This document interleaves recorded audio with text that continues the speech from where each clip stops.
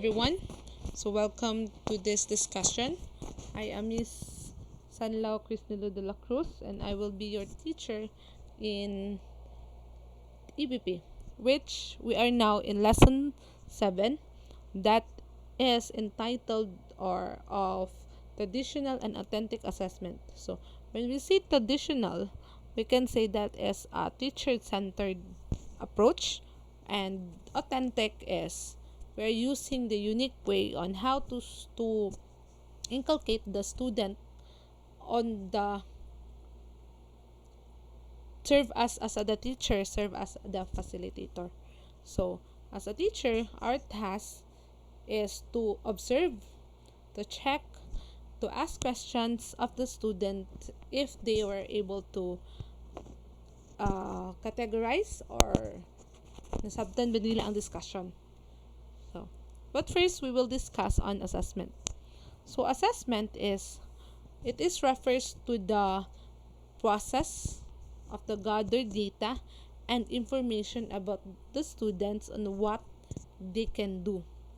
So it is basically the ang purpose lang niya is to gather data and also the information og unsa ang para makabalo ang estudyante og asa sila taman. So dili pa diya sa observation. Ang observation is sa inyong assessment learning that it involved tasks on interpreting the data. So the assessment is only to collect the data. So ang evaluation includes interpreting, making a conclusion on the things that matters sa gikan sa assessment. So assessment involves the review of evidence of the learning. So it is advisable nga mas may nga naagani portfolio ang bata para makabaluta nga from the start till the end asa siya gikan. Also, example are the journals, the written works, the portfolios, and the skills demonstration. So karon you can video yourself on how to gather the important needs to the students para unsaon nimo sila paggrado. Then also kani atong discussion is they have two types. We have the traditional and authentic assessment. So we are to compare unsa man na sila. So based on the picture, we can see that when you say traditional is the teacher is always the center of the attraction. The center like me akong gibuhat karon nga the teacher is always talking and not wala niya gibabuhat ang iyahang mga estudyante. Ang estudyante is they were just listening. So they're writing notes and so traditional assessment is commonly associated with the predetermined choices measure for assessment, such as mga multiple choice, mga task, mga fill in the blanks, mga true or false, matching types, and others. So karamihan sa traditional is inside the classroom basis, where the students ilang assessment is at the end of the topic they are to make or they are to answer the multiple choice exam, the fill in the blanks, and the true or false, which is sometimes sometimes they this will not cater a good assessment in a higher order scales. So I mean it's lower order. So it's depend always on the question, but still it always depends on the question. So while the authentic assessment, according to John Mueller, a form of assessment is which the students are asked to perform in the real world, and also the task of demonstrate a meaningful application for the essential knowledge and skills. So, as much as possible daw, kung maingon kag authentic assessment, authentic means unique, you are to let the students perform na makita nila there is a result that they will able to apply it in the real world or in the real scenario. Another is, according to Grant Wiggins, engaging and worthy problems or questions are important. Yes, tinuod yun na siya nga. As a teachers, you are to submit yourself, prepare yourself, and asking questions on the things that matters or really matters. So, which is the students must know the knowledge and have a passion performance effectively and creatively. The task either replicas, mga analogous to the kind of problems they face by the adult or citizen and the customer and for a professional needs.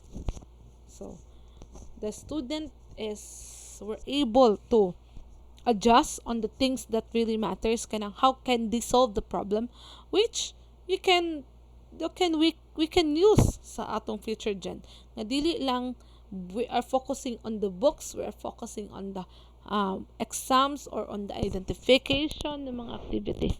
So right now karon gina-discourage na jud na, or not really discourage, but it is gina-encourage nga we will use an authentic assessment na to be able to assess, to gather the students on how to teach. Next, ang giingon pod according to some books is that traditional assessment spring from the educational philosophy which involves the principles and its practices. So naay upat ka buok ng mga principles and practices na we are to compare sa authentic assessment. So first, sa traditional. The school mission is to develop a useful citizen. When you say useful, it is basically you are trained to be an employee. Dili ka employer. So you just useful ka ani activity. You are gamit kay ka sa mga trabahoon. Pero in the end, you are an employee. Next, to be useful citizen, one must possess a certain body of citizens. So, basically, you are helping your co to reach the other.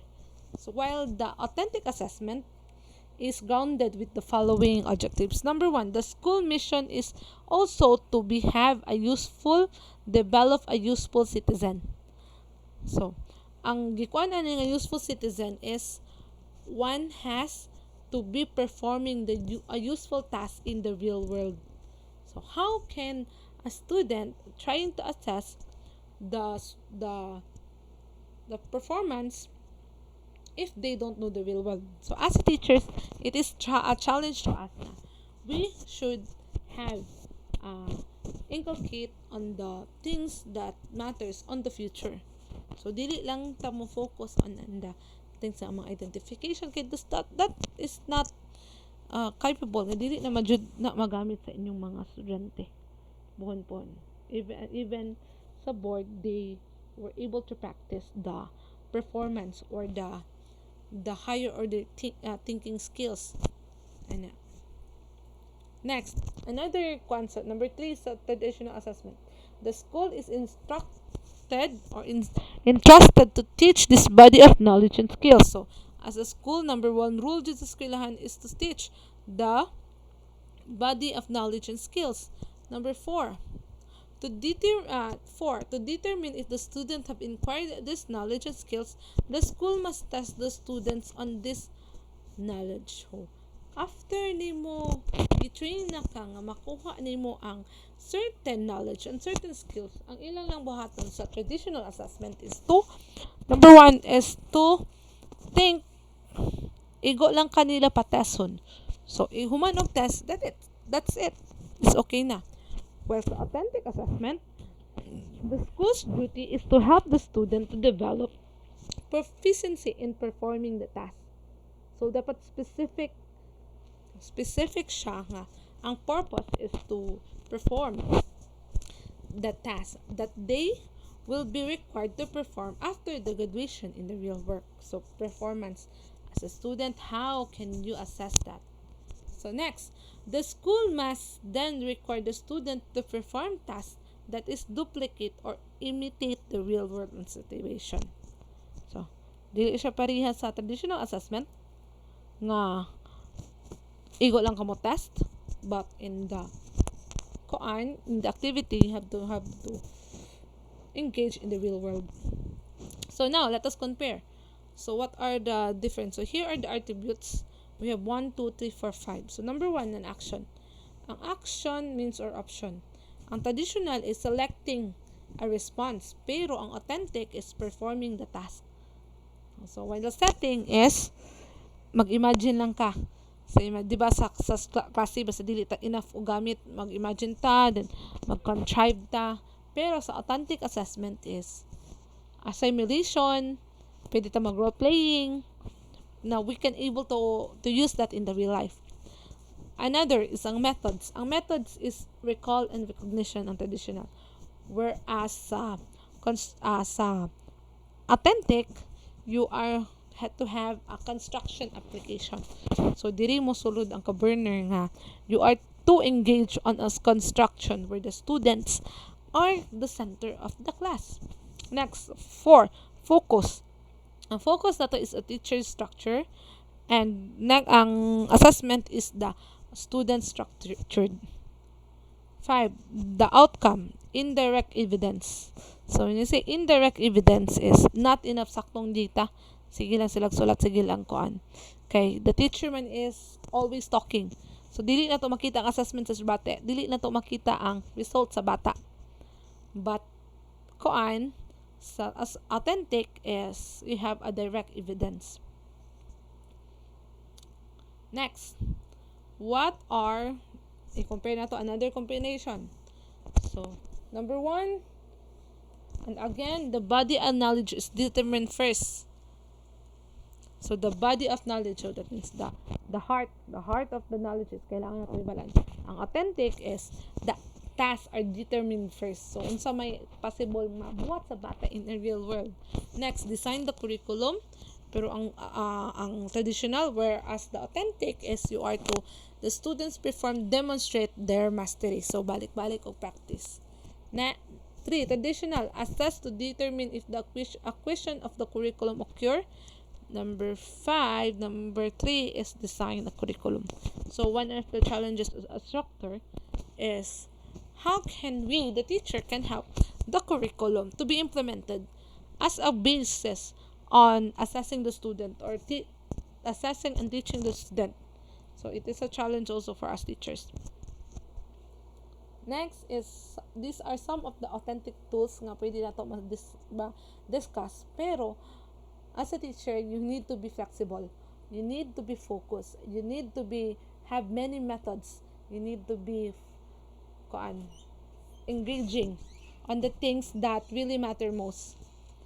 Also, these are some of the authentic tools or suggested lang niya, okay. As a teacher, daghan tag ma-develop ng mga styles, mga strategies that is important for today's generation. Labi na karon sa 21st century, dili lang ingon nga observation lang dapat naadyo kay checklist, na kay mga follow-ups, na kay mga questions that you need to follow.